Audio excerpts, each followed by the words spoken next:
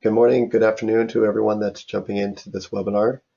Thank you all for taking the time to join us today. And my name is David Lewis. I'm an engineer here at EasyPower, now part of Bentley.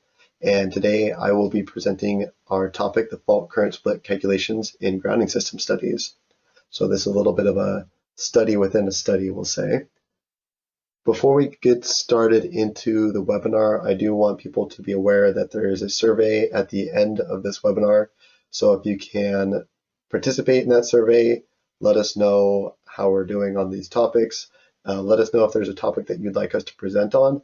And do feel free to reach out if there's something that you feel you could present on our forum. We really like outside speakers as well. I do want to invite people as we go through this webinar today to enter their questions into the question bar. You can do that anytime throughout, and at the end of the webinar, I will address the questions kind of at the end. And if I don't get to your question in this webinar, we'll make sure to respond to you offline.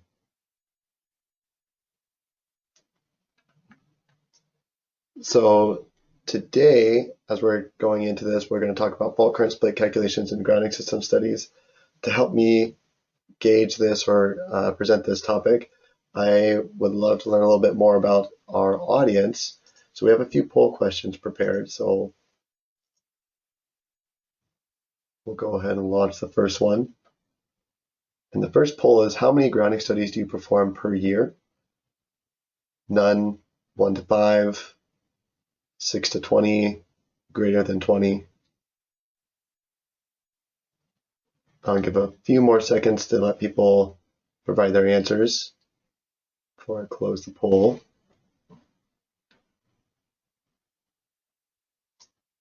All right, thank you all for your participation. I think we have many responses here. So we can see about 30%, 40% of the audience is newer to these grounding studies. About half are performing them 1 to 5 times a year. And then we have about 15% that are doing multiple studies per year. I very much appreciate that, kind of getting an understanding of where the audience is as far as their knowledge and active practice for grounding system studies. Our next question is more standards related. It's, how familiar are you with the IEEE Standard 80 guide on safety in AC substation grounding? Again, I would anticipate maybe 50% will be bend between that new to the subject and familiar with the terms and concepts. That 15-20% probably are referencing on a regular basis. I'll give another couple seconds for people to respond before sharing the results.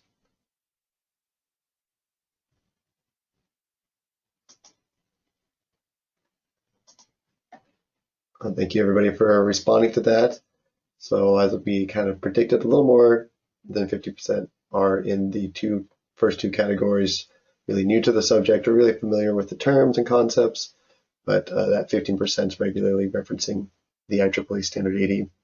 And when we're going through this webinar, that standard is going to be referenced a few times as we talk about this, but we'll dive into that later on.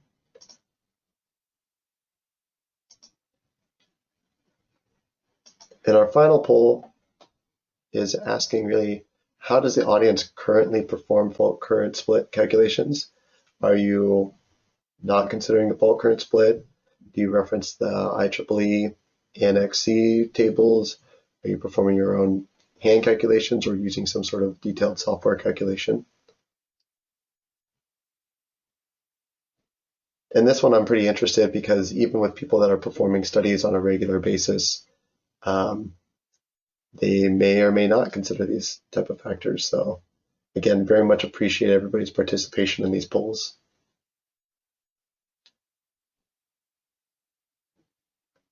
I think most people have had a chance to respond here, so I'll go ahead and share the results of this last poll question. So you can see that we kind of have a split in the audience. There's about 50% that are not considering the fault split. That probably correlates to the group that are newer to this subject. and then we have a larger section that's doing, or another section that's doing hand calculations and detailed software calculations.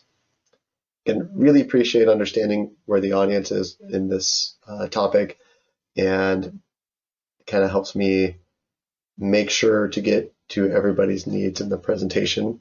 So as I said, my name is David Lewis. I'm an engineer here at EasyPower, and we're part of the Bentley Systems team. And today I am presenting fault current split calculations and grounding studies. The purpose of this presentation is really to provide a guide for evaluating fault current split. And it's my hope that you'll be able to explain the concepts of the fault current split for grounding studies and be able to perform the calculations of fault current splits in your future studies. Really, we're going to utilize some of the split factor tools that are available in XGSLab. That'll be the split factor calculator as well as the NETS module that we'll jump into. In order to complete those goals, this is our outline for today's presentation. So first we want to make sure that those that are newer to the subject or not performing grounding studies on a regular basis understand the basics or the concepts of the power system grounding analysis. And then we'll jump into applying or discussing the concepts of the fault current split. Understanding the concepts, that gives us a nice basis to actually do these sorts of calculations. And at the end of this webinar, we'll go through a couple examples of how to use NETS in order to perform these types of studies. So as I mentioned, the first thing we want to make sure is that everybody on this webinar understands kind of our basic principles when we're performing a grounding study.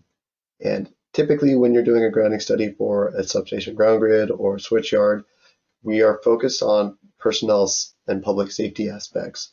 And as you can see on the left-hand side, we have illustrated multiple scenarios for shock hazards. We have an individual in contact with transformer, an individual simply walking through the yard. And in the event of a fault, we have ground potential rise that will elevate the Earth's surface potential, and that creates voltage gradients that can cause injury to the personnel and public. The magnitude of what is a survivable threshold, that's where we look towards IEEE Standard 80. This is a guide for AC substation grounding, and the power of this guide is that it gives a calculation method for determining, based off of your clearing time and your soil conditions, how much voltage could somebody withstand. And to hit home on this topic, I do want to illustrate the two types of shock hazards that IEEE Standard 80 really focuses on. And on the left-hand side, we have illustrated an individual with a touch voltage scenario, touch voltage shock scenario. So in the event of a fault, our metallic components can be elevated to a significant voltage. Here we have 1 kV. And if an individual's hands in contact with that, their feet may be at a different potential of 800 volts. So the difference between that is 200 volts. So that would be a 200 volt touch voltage. We have a similar concept for the step voltage scenario. The difference is we have an individual simply just walking across the yard, and the Earth's surface potentials, where the difference between 1 foot and another, is what creates this step shock hazard. So we have 900 foot potential on 1 foot, 800 volt potential on another. So that's a 100 volt step voltage. And these are the primary shock hazards that we're going to be assessing when we're performing a grounding system analysis. For those of you that want to know a little bit more on this, we do have a quarterly grounding workshop. It's 2 hours, so please do sign up for the next one on that. It's in our grounding resources webpage. When we're looking at these type of shock hazards, we start off with a scenario, or it's really instigated by a fault condition. When we have this illustrated, we have our power system operating normally until maybe one of our phases makes contact with a bus or one of our support structures. That current is going to try to return back to its source through all paths available to it. So we have the current that will go through the grounding system, through the earth, and back to the source. And that's what's going to produce our ground potential rise. When we talk about the fault current split and the purpose of this webinar, we really focus on the portion of this current that doesn't go through the local grid, but actually takes alternative paths. Here we have illustrated a transmission line shield wire. This is a metallic path to a nearby tower ground, and the current can go along the entirety of this shield wire. It can go up the shield wire, maybe down one of our tower grounds. It can return back at the tower grounds closest to our source. And we can see a similar type of scenario happening on the distribution side, where we have a distribution neutral illustrated on the right. We have that neutral going out to our first pole, and that current can go down the ground lead to that pole's grounding system. And we really create a little bit of a ladder network. So what these look like in the real world, we have a couple images to help people solidify this. On the left, we have a transmission line, and it's a double circuit vertical transmission line. And if you look towards the top of this tower, this is what I would refer to as the shield wire.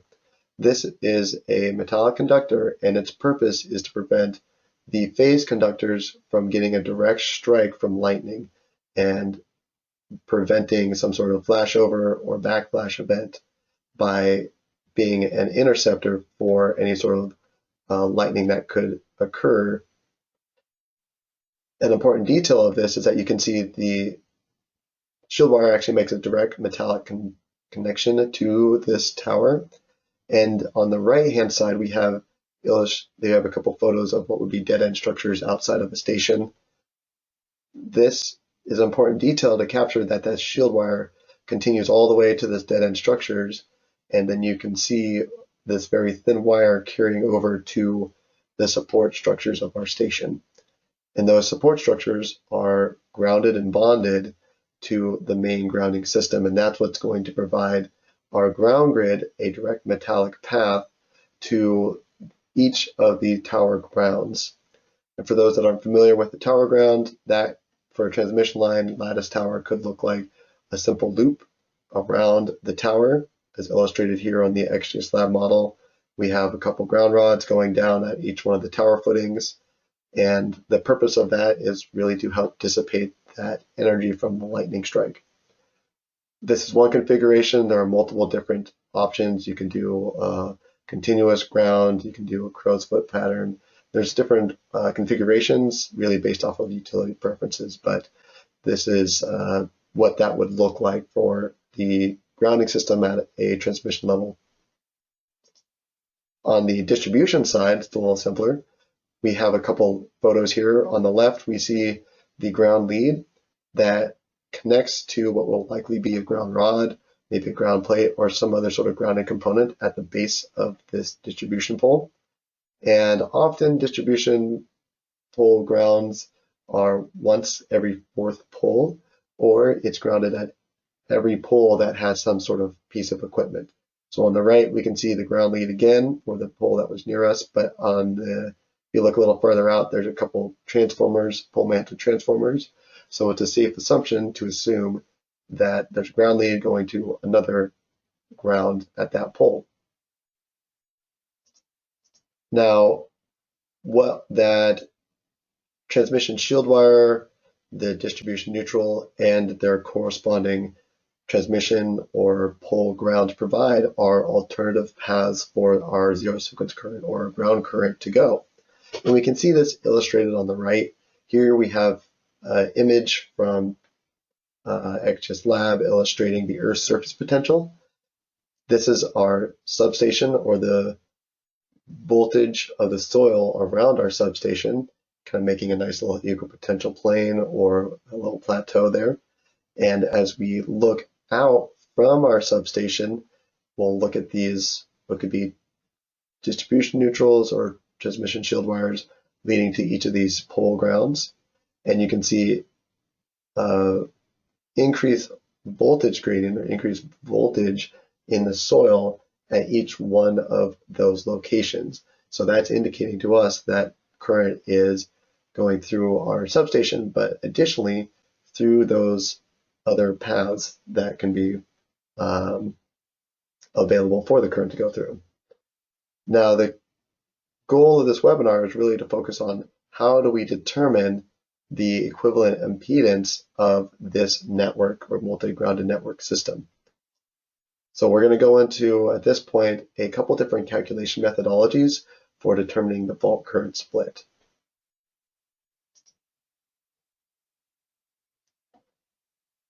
First, we're going to look at this hand calculation methodology, and this is one of the calculations that's mentioned in IEEE Standard 80. This is the Andrini calculation, and it really is making something of a ladder network. So we can simplify this by looking at the diagram on the right. We have our Z span, which is either your shield wire, your distribution neutral, and then you have your tower grounding or your distribution pole grounding. And the equation is the equivalent impedance of this system is equal to the Z span times the square root of the tower ground times Z span. And that is what will give you equivalent impedance or a ladder network of your distribution or transmission system. This resistance RTG, that pole ground, that's what that represents. It's really the resistance of either your transmission tower or your transmission tower grounding or your distribution pole ground, while the Z span is the resistance and self-impedance of your neutral or transmission line. And this is really the full equation of that. So Z span isn't simply just the measured AC resistance, it's actually measured AC resistance, the self-inductance of that conductor, and you can see there's multiple 4 variables actually incorporated into the calculation of this Z span. Generally, this calculation methodology is providing a more conservative result for your impedance. The challenge with it is that you need to calculate that impedance for every configuration of distribution or transmission system that you have connecting to your local grounding system that you're studying. Additional challenge with that is that the equations that I've presented here do not incorporate the inductive or mutual coupling that will occur. So when you have fault current going down your transmission line, you have a magnetic field that will induce upon that shield wire, and that reduces the overall impedance.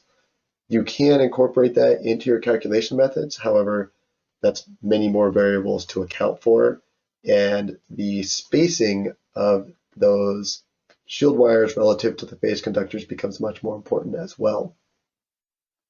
So being engineers, we overcome those kind of challenges by making either a calculation sheet that helps us make a more repeatable process.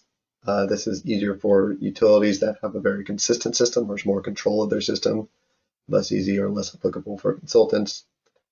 Another alternative is the software, and that's kind of where we'll go with the tail end of this webinar.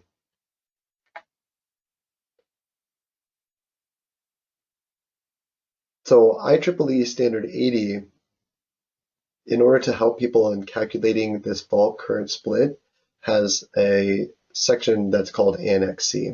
And this section is really all the discussion about fault current split calculations and gives a lot of different examples.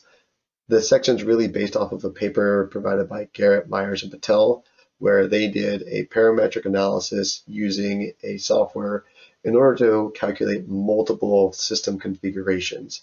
So here we have that table, and this represents the number of transmission lines and the number of distribution lines and the equivalent resistance. We'll call it the tower ground resistance and the distribution ground resistance. So each of these represents that equivalent resistance that would be parallel to your grounding system. The challenge with that is that there are many assumptions that are incorporated into this calculation. And first off, the transmission line length is limited to a 23-mile length. Each of those towers is separated by a 500-foot span. We already kind of mentioned the tower grounding jumps between 15 ohms or 100 ohms. The shield wire that was used for the parametric analysis is 7 number 10 Aluma weld. On the distribution side of things, the distribution line length is 2.5 miles with a 400-foot span. And this 400-foot span represents the frequency or the number of times that the poles are actually grounded, not reflecting the number of poles. So that would be correlating to that 1 poles grounded for every 4 poles, for instance. Again, we have an option for our pole ground resistance of 25 ohms or 200 ohms, and the neutral is 1/0 ACSR with a soil resistivity of 100 ohm meter. Now this is a calculation methodology that's mentioned in IEEE 80, and I do want to pull up the actual standard here so we can kind of walk through this together. So if you look in the standard, this is Annex C. Right here is where it mentions all of the assumptions that are incorporated into that calculation. And there's a couple more. One of kind of important note is that they use 1 remote source for every 2 transmission lines. And that will become a greater factor as we look into where current's actually being sourced into our system. So if I scroll through some of the calculations they provide for examples, this is the table that was presented. And here we can see we have a system with 2 transmission lines and 1 distribution lines. What we can do with this information is in our XGSLab, we can apply these type of values into our split factor tool. So if you have GSA, GSAFD, XGSAFD, this split factor tool is available to you, and this is where you would enter in the parameters to determine what the split factor may be. So your grid resistance, this is something that you'll need to calculate. So if we go to our analysis, we can see this is a 1.6 ohm grid for this grounding system. So if I go to my split factor, we'll call this a 1.6 ohm grid. This is our fault current. The frequency, clearing time, X over R, these values are used for the decrement factor, so not really going to be a part of this webinar necessarily. This REQ and XEQ though, this is where you can enter in the equivalent impedance that you are either referencing from the IEEE Standard 80 or calculating yourself following the methodologies presented up here, or using the Andrini's hand calculations. So if we want, we can say our REQ and XEQ, let's go to just pick something from the table. We'll say we have 0.68 and 0.3 as our equivalent impedance. So that would imply that we have 2 transmission lines, 1 distribution line. The equivalent impedance of those, that network is this impedance. And that results in about 32% of the fault current will actually go through our grounding system of 1.6 ohms. And we can take that information, apply that back to our fault current into our analysis and rerun it. Another way is that we can go to our distributions and scale this value kind of as a shorthand way to see how that will affect our ground potential rise and our resulting touch and set voltages. So that's one methodology for incorporating the Annex C into the split factor tool, or the hand calculations that you're using into XGSLab. And this is something that's really derived based off of your selection when you're using the program. There's not a if you're referencing IEEE 80, you're probably in North America, you don't have to follow the calculation methodologies here. In XGSLab, you can actually select a different split factor and follow the EN 50522 or EN 50522 2022 methodologies. So if you're more familiar with those, or if you're more that those will give you more accurate values, that's fully acceptable practice to perform here. Now, if I look at the split factor again, I want to point out this grayed out split factor value. If I set these values to 0, this is now a selectable box for me to enter in a specified split factor. And the reason that is available is because in Annex C there is a series of curves. So we can look here and we'll just pick one of our figures, C1 for instance. Each of these curves represents the different power system configurations. This particular graph has 100% remote contribution, 15 ohm tower ground, 25 ohm distribution ground, and we have one transmission line and two distribution lines, one transmission line and four distribution lines. If our grid resistance on the x-axis is we'll say 2 ohm resistance, I go up until I meet the appropriate curve. We'll follow the 1/2, and we can see, about 24% of the fault current is going to contribute to a ground potential rise at our local system, and that would be the manual or the lookup version, I guess, a graphical lookup version for applying the Annex C.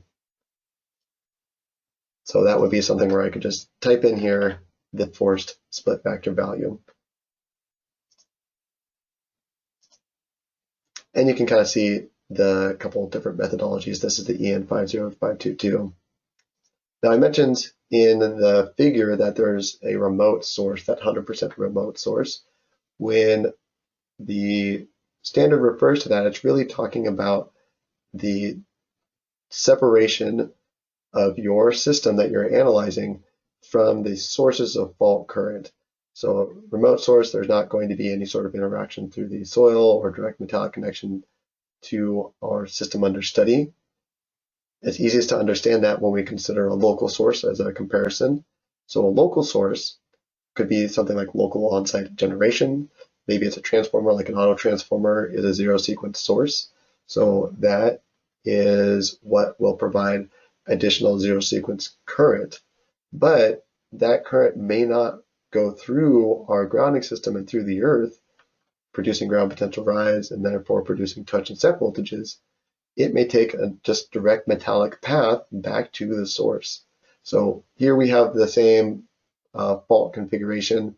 One of our phases makes contact with a support structure. We have current going through. Some of this current is sourced by this on-site generation, and that is necessary to account for in the sizing of all of our ground leads to our components, because that needs to be able to carry that current. But that current will not contribute to the ground potential rise and does not contribute to the touch and set voltages because it takes this direct metallic path back to its source. And if we scroll back to standard 80, we'll go through a few more of these graphs. So here we can see this is a 25% is determined to be a locally sourced fault current, and 75% is determined to be remotely sourced. And what we'll see is that about 70%, 75%, that's where we kind of asymptotically approach the top of how much our fault current could split, because the other 25% is already locally sourced and not going to contribute to that fault. As far as contributing to, it will contribute to the fault, it won't contribute to the touch and step voltages. So as we look at the Annex C, one of the challenges in having this in the standard is that it makes it very easy to apply, because you can either go to this lookup table method, or you can apply these equivalent impedances from the table, and tools are built around these types of systems. The challenge that we see for a lot of engineers is, especially as they're learning, they're pointed towards Annex C and may not read all of the prefacing information to really capture the assumptions inherent into the calculations, and therefore may misunderstand how to use the guide, because you have a project to complete and there's a timeline. So some of the common mistakes we see when applying those calculations is just simply selecting the wrong curve. A common misunderstanding is looking at the curve methodology it's not uncommon to assume that these are fractions. So instead of a 2 over 2, someone may assume that this could be an applicable curve for transmission lines and for a equivalent factor for that. So this 2 over 4. You could have someone misunderstand that, not understanding that this is actually 2 transmission lines are physically connected to your system, and 4 distribution lines are physically connected to your system. They're not fractions. Another misunderstanding is when you get to more complicated shielding configurations. So on the right, we have a photo of a double circuit transmission line, and above each of our phases, we have 2 shield wires. So if somebody has read a little bit into the Annex C, they may misunderstand and assume that 2 shield wires implies 2 paths, therefore using that number 2 configuration, when it really is just a reduction in the Z-span impedance, not really a whole nother transmission line multi-grounded network. So that's an assumption or a misunderstanding that will drastically change your fault current split calculation. Another issue that's common is just using the values from Annex C without really considering how well the assumptions inherent in those calculations fit to the real world scenario. There can be significant differences between what you've assumed in these calculations, meaning that 23-mile length of the transmission line, whatever that shield wire may be, the tower footing resistance, length of your distribution lines, how well do those really fit with your actual power system that you are evaluating? Another issue is you may have insulated shield wires. So these, and some utilities have a design to actually insulate the shield wire from the tower grounds. And there may be non-continuous shield wires. That could be a break when you get to the last transmission tower. It doesn't make that final jump from the transmission network to your grounding system. Or it may be you have that shield wire go out a few towers before it has a break in the metallic continuity of that. So those are going to be very big factors and very big variance from what you can reference in Annex C, and really forces you to do something more detailed in your analysis. So with that, that's where we would switch over to using a tool like NETS, NETS standing for Network Solver, that is able to do a phase component method, as well as applying Kirchhoff's laws. And most power system calculations, most short circuit software that you use will use sequence components. That gives you great insight to the current going through the phase conductors and that zero sequence current. But really determining the current that goes through the earth versus a neutral, that's where you really need to switch your calculation methodology and use something more like the phase component methods. And the reason NETS is applicable is that it's able to calculate multi-phase system, multi-conductor system, and multi-ground systems. And the tool is a pretty flexible software in that it can do an analysis in faulted conditions, which is really what we're focusing on for this webinar and applying it for a grounding study. But if you have a steady state configuration you need to look at, it's a tool that can be used for that as well. So this would be a kind of a simple model for that type of system. You have your sources that you would input, the impedances and the voltage, your transmission line. If I double click on this, here we can specify the type of phase conductor, the phase that's associated with, then also the different phase configurations, because the NETS software is going to account for that mutual coupling that occurs. And here we have our shield wire that we can incorporate, as well as the tower ground at each one of our, at the end of each of our span. You can do the same thing. You'll see a similar type of information for our distribution side. We have different type of phase conductor used and different neutral applied there.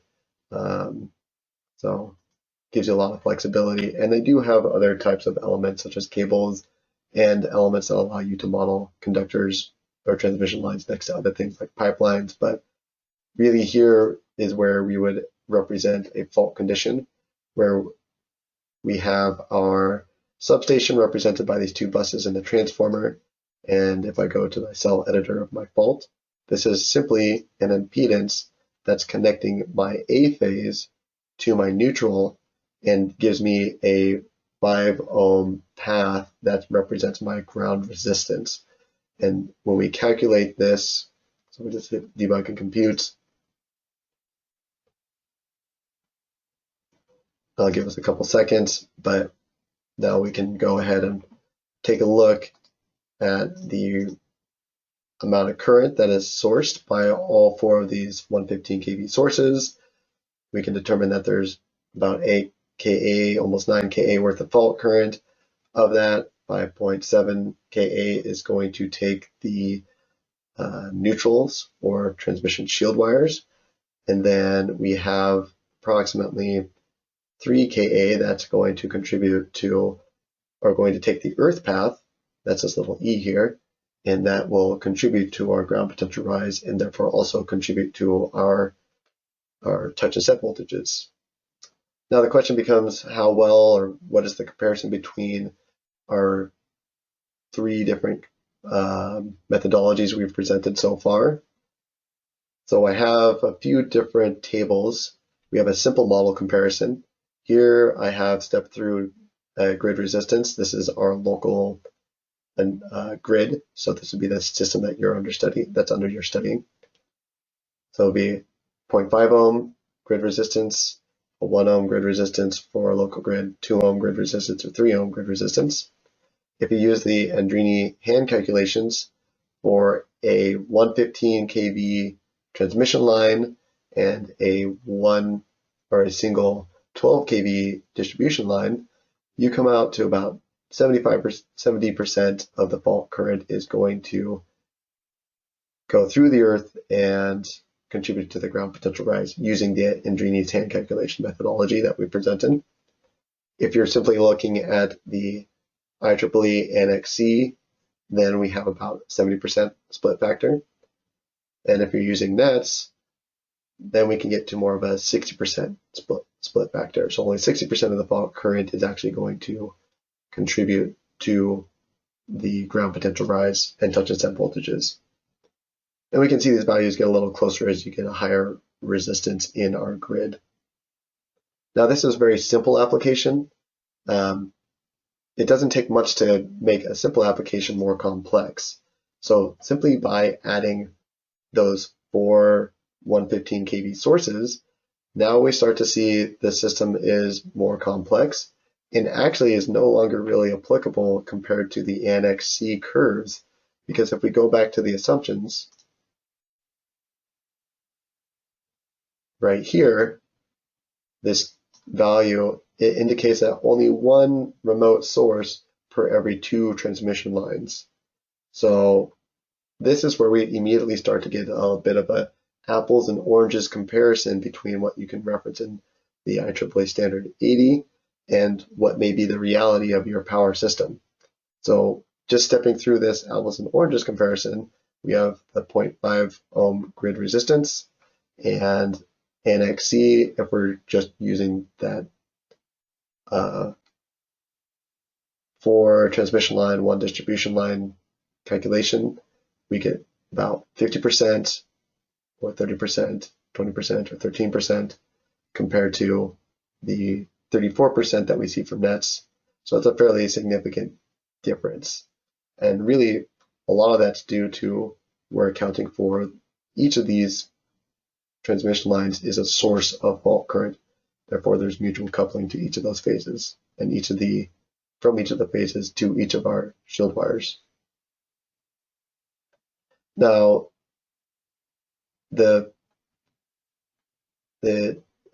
power with NETS is that it allows you to go into much more complex analysis very quickly. So I'll go ahead and open up this type of model. We'll go and close my GSAFD model and open up a NETS model.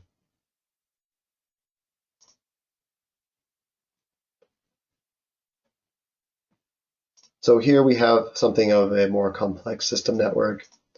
This would be a connection between two substations. We have a 345 connecting to a substation 1, 345 connecting to substation 2, and then there's 115 kV line connecting to a central switchyard and a transmission line of 115 kV connecting between the two. And a relatively common scenario is that you might have a single 115 kV line leaving this switchyard going to your substation that you're evaluating. This might only be a mile, and that's what we've represented in this model. It's only a mile, so it has 10 spans, so 500 foot for each of those span lengths. And if we were to reference Annex C or come up with a hand calculation, we could really calculate this portion, but we would not be able to account for the impedance once we hit this switchyard. The power of NETS is that it allows you to account for that switchyard, not only for the path from the shield wire to that switchyard, its relative station grounding, but also all of these other sources. So if I look at our results of this more complex system, we can plot that and see there's about 13 kA worth of fault current and 6 kA approximately is contributing or going through the earth, contributing to a ground potential rise and contributing to those touch and step voltages. And the other portion of that, or a significant portion, is actually taking the neutral or the shield wire back along our transmission line.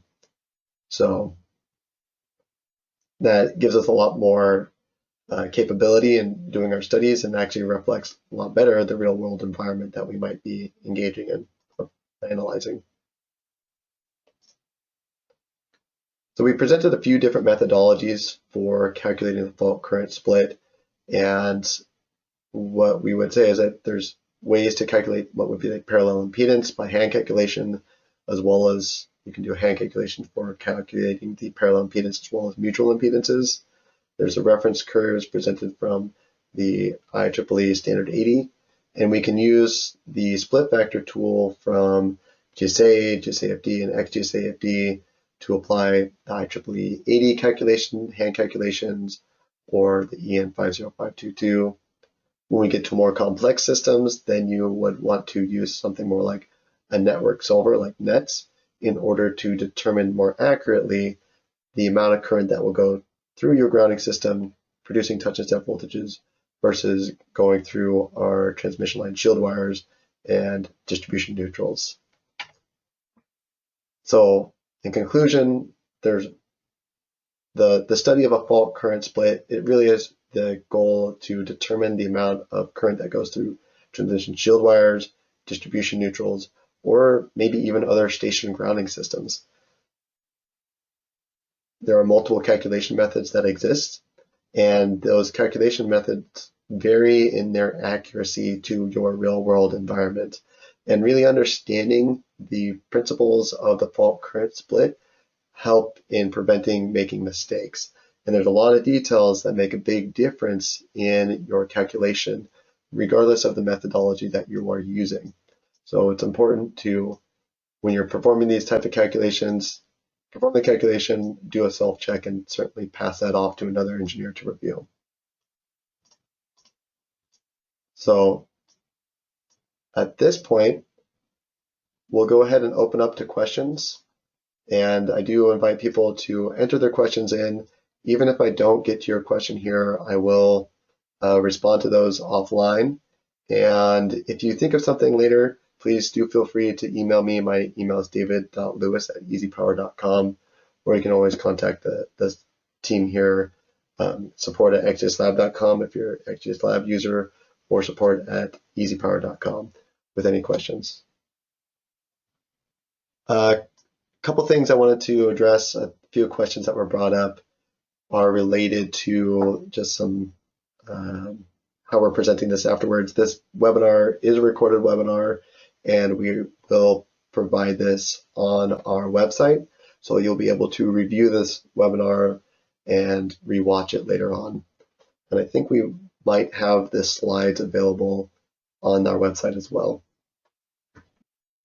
So just taking a minute to read some of the questions that are coming in. One of them I want to address just to make sure. When I'm talking in this webinar, I'm using some kind of typical industry practice terms, and those may not be super familiar for those that are really getting familiar with grounding studies. Again, I really want to recommend people, if you haven't joined our quarterly grounding workshop, they are available on EasyPower's website. You just go to our Grounding Resource Center. So I'll pull that up here. So on EasyPower's website, we have a grounding center and an arc flash center. This is where you'll be able to review some of the videos that we've done, but also this is our next webinar that will be available. So do jump in on that. When I'm referring to fault current split, one of the questions is just reaffirming the definition of the fault current split. When I refer to the fault current split in my grounding analysis, I am referring to the calculation of the equivalent impedance of the multi-grounded neutral network.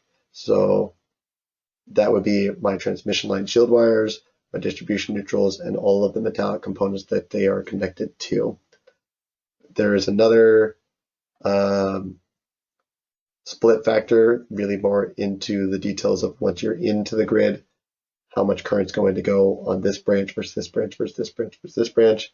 So I just want to make sure that's clear, is that the split factor we're talking about in this webinar is more on a macro scale, current that is going through your local system versus current that's going through other remote systems. One of the questions asked, I'll make sure I get this right. So the question is asking, in most cases, the fourth wire is bonded or a concentric neutral of the cables, and that's providing your fourth wire. That's your ground path, and that's often grounded at multiple locations. Just asking, could you please share your thoughts about the suitability of the split factor when a ground grid is designed at these distribution stations or distribution substations? So for a system where you have a fourth wire, so let's say we're evaluating this system on the right, we would account for the fault current split by looking at the impedance of this distribution neutral. And eventually this ties into this system. So if you're using nets, you would model the next system upstream. And that would be how you would account for the fault current split of one of our distribution substations, for instance. If there is not a neutral connection supplied to that, then you don't really get to account for that. So if we don't have this last little connection here, then there's not a fault current split, and the total fault current that you have will go through the earth and contribute to the ground potential rise. This does get into a little bit more nuance, because when you are getting your fault current information, usually like if you're using EasyPower, for instance, we assume a single line of ground fault is a bolted fault, meaning there's no impedance incorporated into that, meaning we're ignoring the grid resistance of that fault. So in reality, the fault current will be somewhat inhibited or reduced because of the resistance of your grid. But that's atypical to be considered when you're doing your study. So there's a couple longer questions I'm going to skip for right now. One question is, how does this apply to commercial systems? The concepts and the mathematics can be applied to commercial systems. Usually for those, you would have more of a distribution substation, and you're feeding into your commercial system. If you're studying the touch and step voltages at that interconnecting station, then you would account for whatever the distribution network can provide you as far as a fault current split.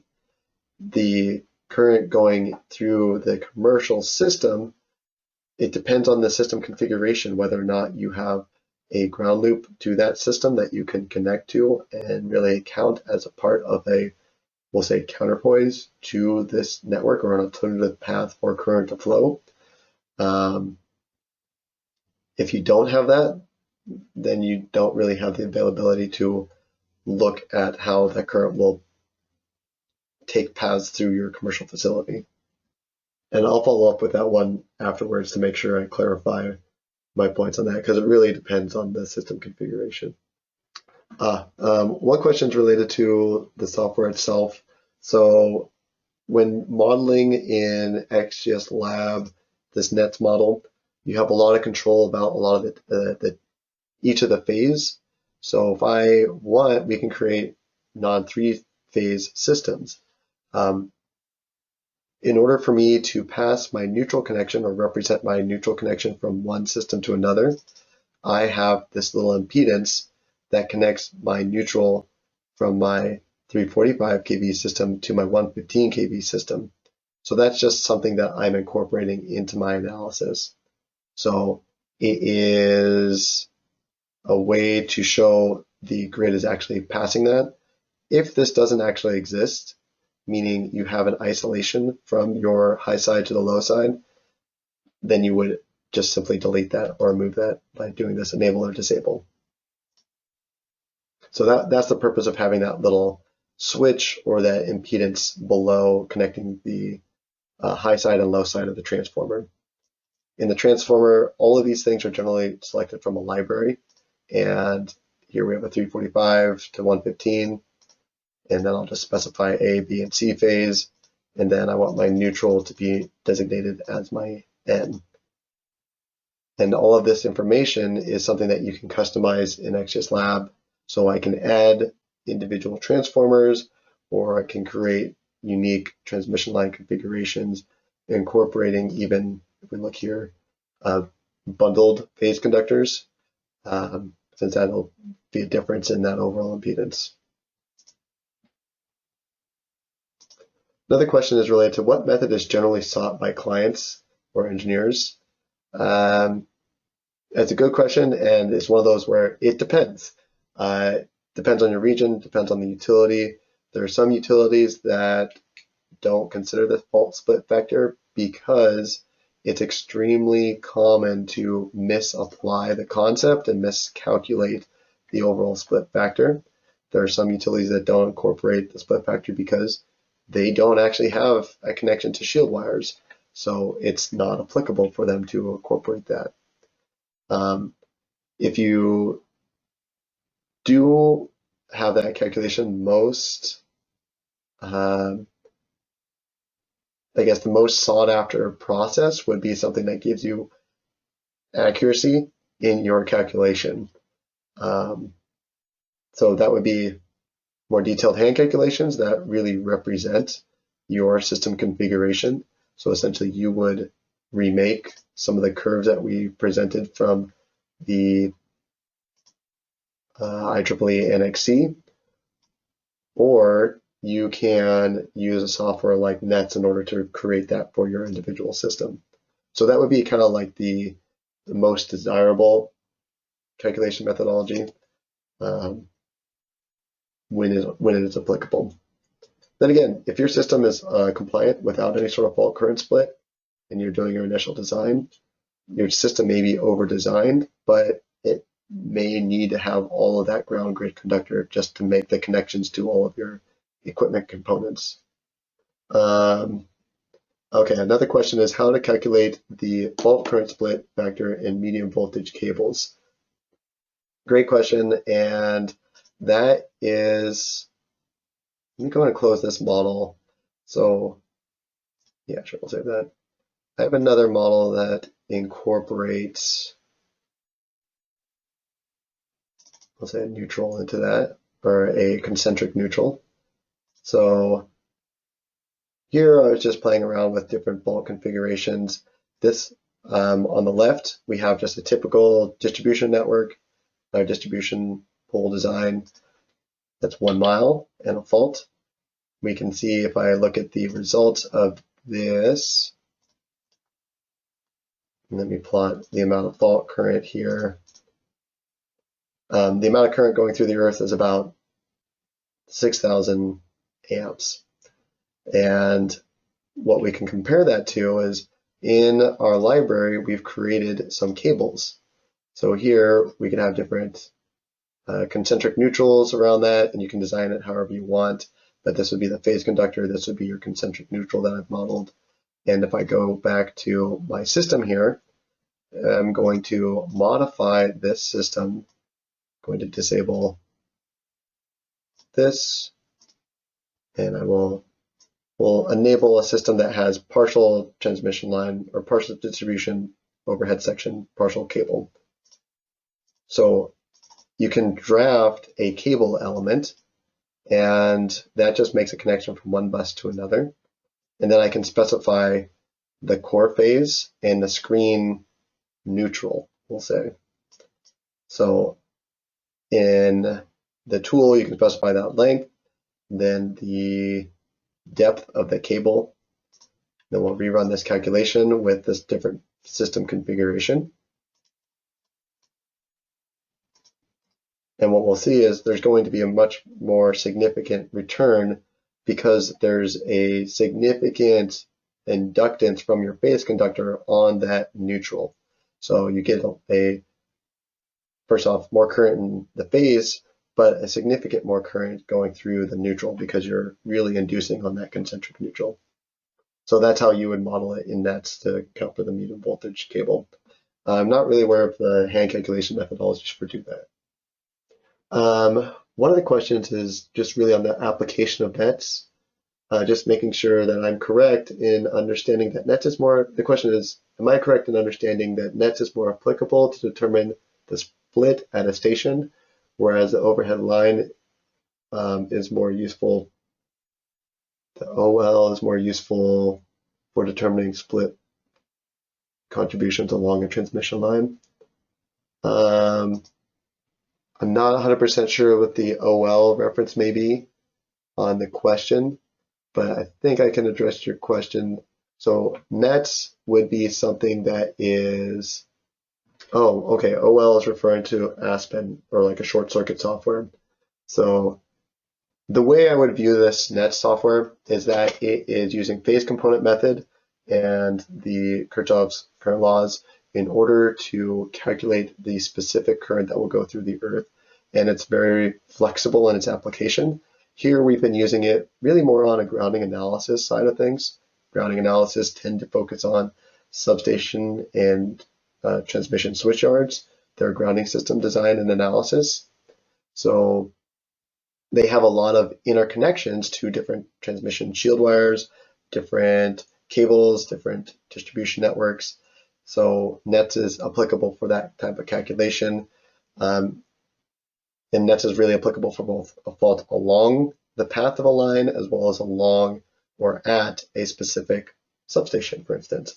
It's a flexible tool. So this you can infer is a fault kind of at the end of a distribution line, for instance. That would be an applicable example of that. The other tools for doing short circuit calculations like EasyPower is using a sequence components, which tells you the amount of zero sequence current for a voltage fault, but it doesn't go to the detail of, well, how much is going through the earth and how much is going through the neutral. That's where you need to switch from a sequence components calculation method to a phase components calculation method. So hopefully I addressed the people's questions. I know there are some more questions in the chat, and do feel free to enter more questions here. We've exceeded our webinar time, but really appreciate everybody calling in today. And again, there is a survey at the end of this when we close out the webinar. Really appreciate your thoughts, and let us know if there's any topics that you would like to learn more about. Again, do feel free to reach out to me if you have any questions. My name is David Lewis. I'm an engineer here at EasyPower, and my contact information is david.lewis@easypower.com. Thank you, everybody. Have a great rest of your day and week.